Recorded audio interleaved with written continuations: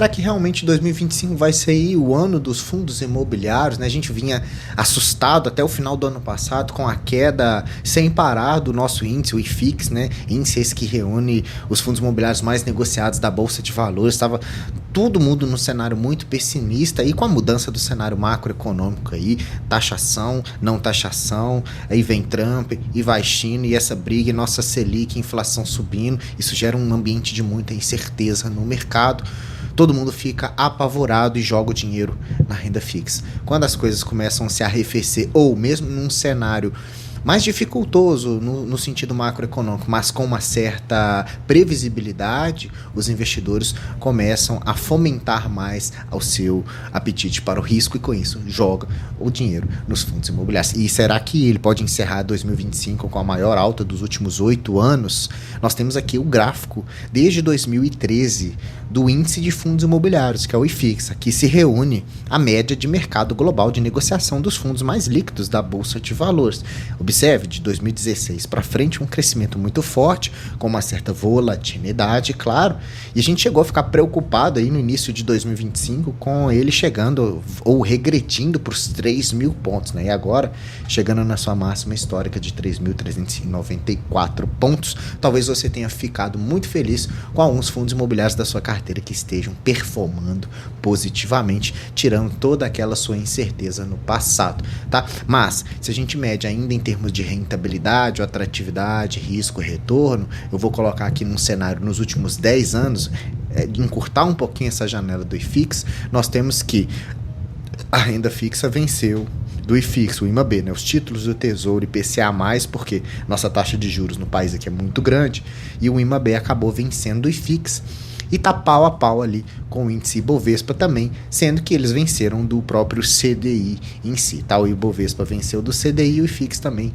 venceu do CDI, mas ambos perderam para os títulos do IMAB, mas isso é um pormenor, porque a carteira individual de fundos imobiliários de cada um é que vai refletir realmente a rentabilidade e dizer se a sua carteira é uma carteira mais próspera ou não. No passado eu fiz escolhas ruins com fundos imobiliários, minha carteira ficou performando por anos muito negativa, não que eu me importe muito com isso, mas acaba que machuca um pouco o nosso ego. A gente acha sempre que está fazendo uma coisa ruim.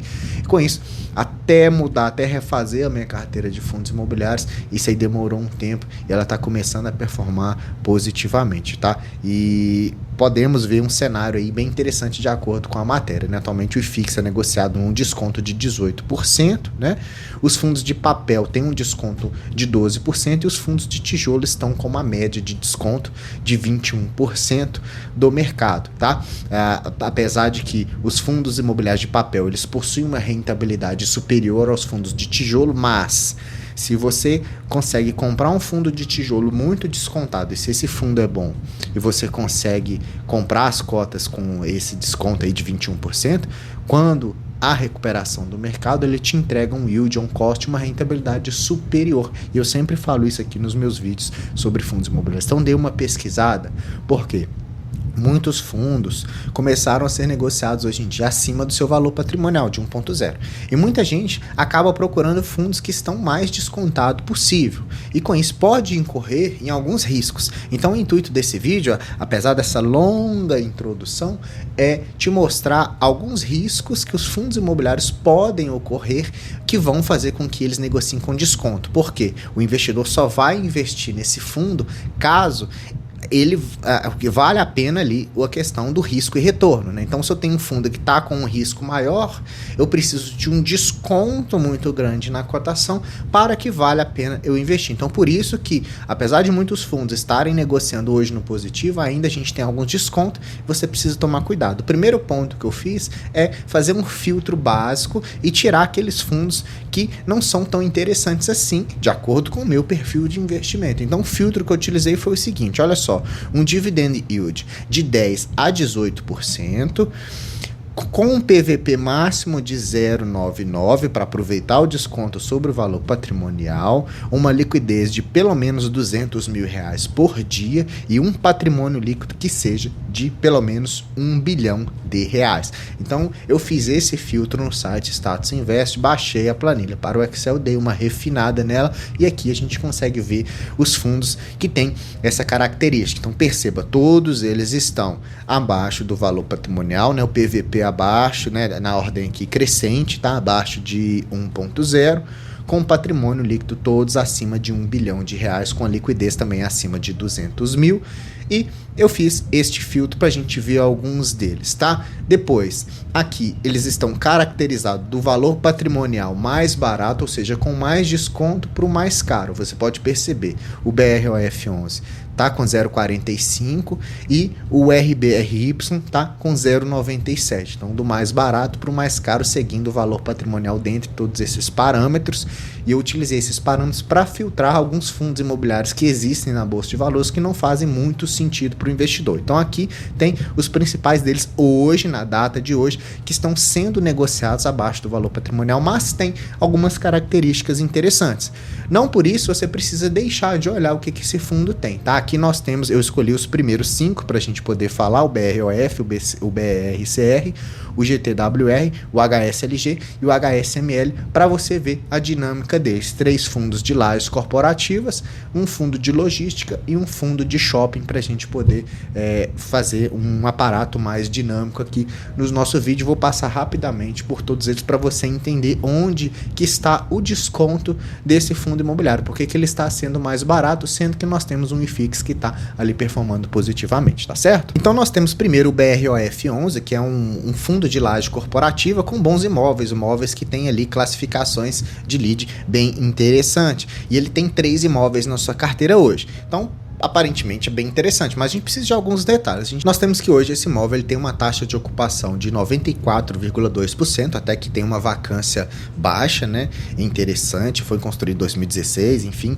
tem todos esses detalhes legais. Depois tem esse imóvel aqui, que é em Minas Gerais, 100% ocupado, mas vamos ver características dele, né? Um imóvel bem grande também. Depois nós temos esse edifício e-Tower aí, que está em São Paulo, com 84,9%. Então, primeiro ponto, a vacância não está tão exagerada assim para laje corporativa, né? 3 imóveis, um no Rio de Janeiro, um em São Paulo e um em Minas Gerais. Uma certa diversificação, um pouco pequena, mas ainda certa diversificação. Primeiro, o Passeio Corporate ele ocupa grande parte da alocação do ativo, 80%.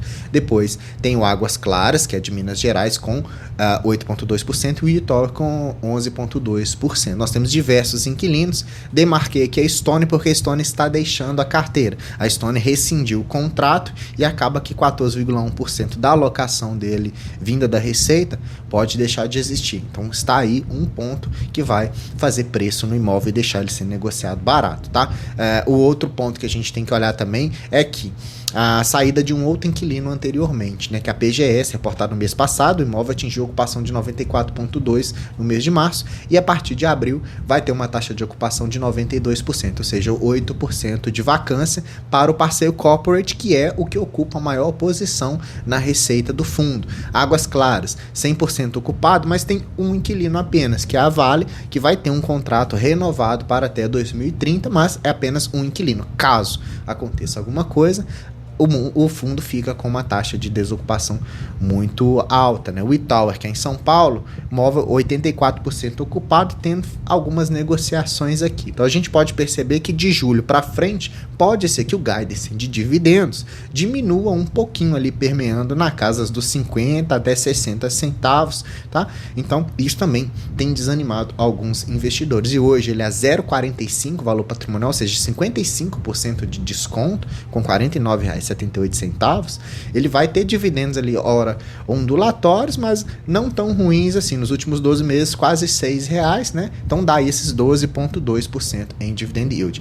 Do seu início todo, desde lá da construção desse fundo até a presente data, ou seja, nós temos aqui 16% no negativo, tá? Ele chegou a custar R$60, foi para 70 e agora com R$50 ele tem essa negatividade. Ele está negativo quando eu comparo desde o seu início, perdendo do CDI, do IFIX, perdendo do IMAB, né? Então BROF menos 1% de rentabilidade, mesmo alocando os proventos do fundo. Então veja, o desconto deste fundo imobiliário, do BROF11, que é de laje corporativa, é porque ele tem poucos imóveis, ele tem um imóvel que é monoinquilino e ele tem algumas vacâncias e inquilinos deixando esses imóveis, tá? Então, por que ele está mais descontado? Por conta de todos esses aparatos que vem sendo falado aqui no vídeo.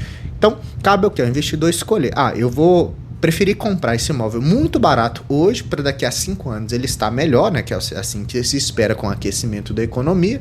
Ou eu vou migrar para outros fundos que não vai me entregar uma rentabilidade tão interessante, mas também eu vou pagar um pouquinho mais caro. Aqui a gente não tem uma rentabilidade absurda, tem uma rentabilidade para a laje corporativa, 12%, até bastante ok. Então você que tem que colocar na balança o que você quer de risco, tá? Então, viu lá que um fundo está descontado, você tem que entender por que esse fundo está descontado e não simplesmente olhar, ali a cota caiu, o yield subiu, vou colocar na carteira, tá? Similar ao que nós temos aqui no BRCR11, que ele tem também imóveis em São Paulo, né? Ele tem 4 imóveis em São Paulo, veja que um deles só tem 51% de taxa de ocupação, né? Apesar dos outros estarem com uma taxa de ocupação ok, e eu tenho imóveis também no Rio de Janeiro, sendo que eu tenho 5 imóveis no Rio de Janeiro e um deles está com 48% de ocupação. Então veja que aí já implica um próprio desconto na cotação. Tem uma vacância que está ali, teoricamente, um pouco mais alta do que a média do mercado, se a gente for olhar assim, né?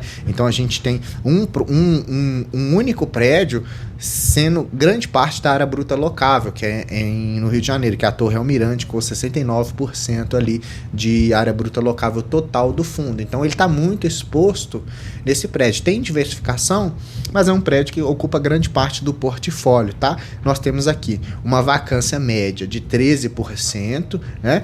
Sendo o EZ Tower B com um pouco maior, né? 49% de vacância, e o Torre Almirante, que é justamente o que tem a maior parte do patrimônio ali com uma vacância maior. Então, ou seja, eu tenho o maior prédio do fundo, ou seja, em área bruta locável, com a maior taxa de vacância. Então o investidor olha e fica inseguro de investir tanto dinheiro, ele vende as cotas, né? Então isso machuca um pouquinho as cotações, mesmo com a taxa de vacância diminuindo, né? Em março de 2024, ano passado, estava com 18%, agora está com 11,7%, né? A vacância do portfólio em fevereiro representava 11,7% em termos de receita de locação potencial e 13% sobre a área bruta locável, tá? Então ele vem tentando fazer algumas negociações para que isso se modifique. Caiu muito com a reciclagem de portfólio também aqui em março de 2024, e agora ele vem aumentando um pouquinho a sua receita contratada de locação com a renovação dos contratos. Ele também tem um guidance aí de dividendos entre 40 e 48 centavos, em março pagou 45 centavos, tá? E hoje ele é quase 50% de desconto, veio te entregar 13,7 em yield, porque está custando R$42, tá? Então aí cabe você analisar o risco para ver se vale a pena pegar esse imóvel, pegar esse fundo que tem todos esses potenciais riscos, não que isso seja um risco muito grave, mas tem esses potenciais riscos para colocar ou não na sua carteira de investimentos, tá? Então, para a laje corporativa, 13% de yield é bastante, mas bastante mesmo agressivo, não porque o fundo te entrega muito resultado, mas porque a cotação está muito desvalorizada. Então, você poderia, no futuro, ganhar rentabilidade, tanto no carrego, recebendo dividendos mensais, quanto na valorização da cota, tá? Mas tem que ser muito cuidadoso com essas questões, tá? Desde o início do fundo ele caiu 72%, olha, já chegou a ser super precificado a R$150 e hoje está a R$42,50. Então acredito que aqui em 2014, 2015, 2013, que é um fundo mais antigo, ele era hiper precificado, depois veio aí a crise sanitária e mostrou que nem todo mundo precisa de imóveis o tempo todo para as lajes corporativas, mas esse fenômeno ele vem mudado, porque sim, as pessoas são mais produtivas no ambiente de escritório, dependendo do tipo de trabalho que a pessoa tem. Em negociação aqui, ele também perde, né? Menos 27%, quando eu olho a rentabilidade nos últimos 5 anos, tá? Então, perdeu por IFIX, perdeu por IMAB, perdeu por CDI, então o desconto acaba sendo nesse, né? Outro exemplo também que a gente tem de laje corporativa que é bem interessante, é o imóvel GT WR11, que é o edifício Green Towers, que fica em Brasília, que está o prédio do Banco do Brasil, tá? Então, esse prédio é enorme aqui, ele é monoinquilino.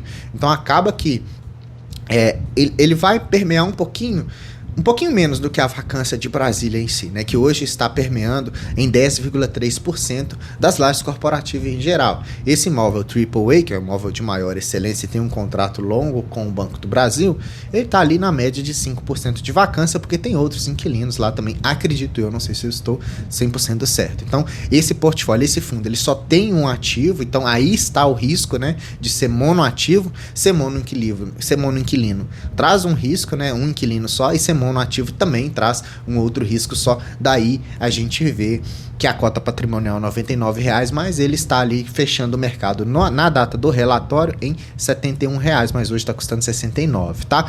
O contrato vai até outubro de 2028, mas isso pode ser aí renovado, porque é um prédio de excelência ali para o Banco do Brasil, né? Então ele está com 0,69 preço ao valor patrimonial, e um dos pontos que são positivos nesse fundo é que ele vem aumentando seus dividendos ali com as revisionais contratuais, né? Então, nos últimos 12 meses pagou quase R$ 10,00 e ele entrega quase 14% em dividendo. Então, o desconto vai estar justamente em você comprar um imóvel que tem um pouquinho de vacância, mas que é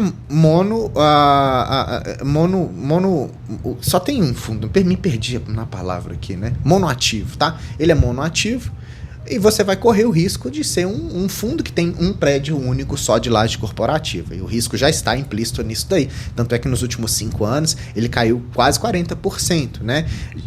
Ele também perde do IFIX nos últimos 5 anos, perde do IMAB e perde também do CDI por conta da questão do seu risco em si, tá? Partindo agora para um outro segmento, né? A gente já falou muito de laje corporativa, que são os que estão mais descontados por questões dessa vacância, do cenário macroeconômico, dos aluguéis, independente da localização.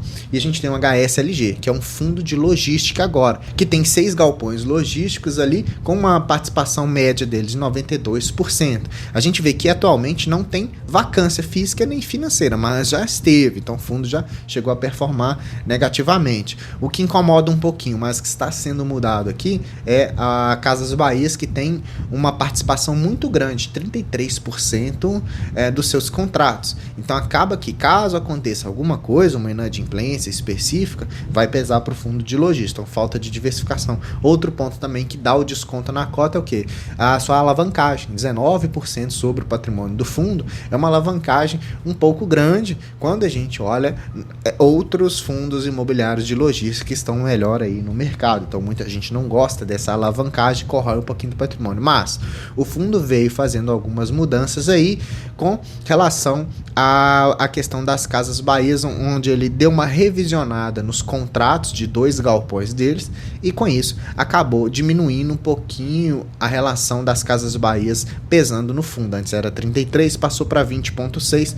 porque agora podem ser que aconteçam novos locatários, porque ele diminuiu um pouquinho o valor de aluguel de um e aumentou de outro, e deu a possibilidade de parte desse espaço, se assim posso dizer, que era para Casas Bahia, ser sublocado. Então aqui, esses novos locatários de 9,2% são as sublocações que o fundo pode ser que faça. Então tá um risco aí maior também, que oferece ali 0,78 sobre o valor patrimonial. Um fundo que vinha aumentando seus dividendos, chegou no início desse ano, ele regrediu bastante, o pessoal foi lá e bateu na cotação. E para a logística, entregando 10,3 em dividend yield, nada mal, mas saiba que você vai estar ali se expondo a um determinado tipo de risco diferente. Ele custou hoje R$82 ao longo do seu período inteiro, desde o início dele.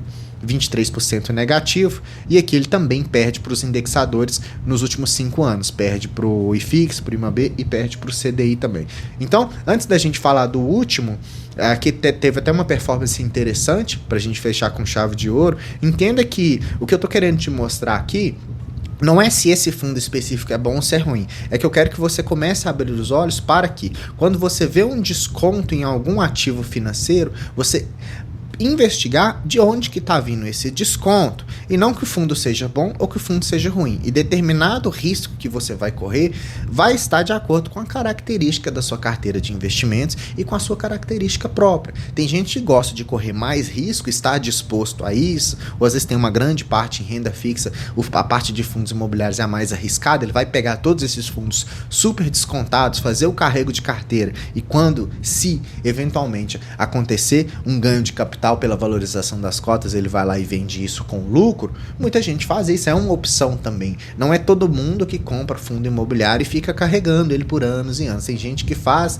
essa gestão mais ativa, similar ao que nós vimos nos fundos imobiliários. E aqui, para o HSML11 também, ele tem uma certa diversificação também, presente ali em alguns shoppings, né? Fez reciclagem de portfólio. Hoje ele tem uma taxa de ocupação de 95%, então a vacância não machuca tanto assim, mas tem uma inadimplência de 3,4%, tem também uma alavancagem excessiva de quase 20%, tá aí o preço de desconto também, né? Apesar de tudo, veio crescendo seus dividendos, chegou no início do ano, teve que diminuir os dividendos para ficar um pouquinho mais seguro nas suas questões financeiras. Por isso que ele está 0,77 preço ao valor patrimonial, com 10,8 em yield, custando R$ 85, tá? É um fundo que teve uma rentabilidade menos afetada, né? Apesar da volatilidade ali de todo o seu período, só 16% negativo, mas ele é um fundo que nos últimos 5 anos ganhou dos indexadores, ganhou do CDI, do IMAB e do IFIX, com 56% de rentabilidade, porque ele veio crescendo os dividendos e veio se valorizando com o passar do tempo, porque fundos de shoppings também são mais interessantes. Então é isso que você precisa entender. Uma carteira de investimento, ela sempre vai permear em 3 pontos específicos: risco, retorno, liquidez, tá? Então você precisa o quê? Dosar na sua carteira. Você tem uma carteira de investimento super segura, está disposto a arcar com um pouquinho de risco, tudo bem, pode investir o suficiente nesses fundos aí mais arriscados, se assim posso dizer, dentro já de um certo filtro que nós já fizemos lá no início do vídeo, né? Nós não pegamos qualquer fundo imobiliário, nós tivemos alguns critérios de escolha aí, de liquidez, de patrimônio grande, né? De referências de gestora também, que eu dei uma olhada e tal. Então a gente não saiu pegando qualquer fundo. Então faz esse primeiro filtro e vê dentro desses riscos onde que você está mais propenso a aceitar o desconto, porque nessa vida, pessoal, nada é de graça. Agora, se você quer 5 fundos imobiliários que venceram todos os índices de renda fixa, fundos bons, fundos que têm gestoras sólidas, fundos que deram uma rentabilidade positiva, crescimento de dividendos, fundos que são realmente ali muito interessantes de se estudar, vou deixar esse vídeo aqui para você assistir. Não perca seu tempo, assista esse vídeo para você casar a sua tese de investimento com aquilo que você está aí pensando, com o que eu te trouxe nos vídeos. Não é sugestão de investimento, mas é uma sugestão para que você assista urgentemente, depois que acabar esse vídeo, esse aqui que são os 5 melhores fundos imobiliários que eu já fiz avaliação aqui no canal, tá? Por hoje é só, vou me encerrando por aqui. Se você gostou do vídeo, deixa like pra mim, se inscreva no canal se não é inscrito, ativando o sininho. Tem vídeo todo dia, cada dia um tema totalmente diferente um do outro, mas dentro da área de investimento você vai se tornar um investidor cada vez mais capaz de tomar as suas próprias decisões, tá, pessoal? Deixa pra mim no comentário desses 5 aqui que eu deixei, qual você escolheria pra entrar na sua carteira aí com um certo risco. Quero muito saber, pra ver se a gente faz um vídeo mais detalhado sobre o ativo, que aqui eu fiz só só passei rapidamente por eles, tá? Quer conversar comigo? Clique no botão Seja Membro, vai ter link do Telegram lá, a gente troca uma ideia bem interessante. Hoje você assistiu o canal do Investidor Classe Média, eu sou o Gustavo, te vejo no próximo vídeo, até mais.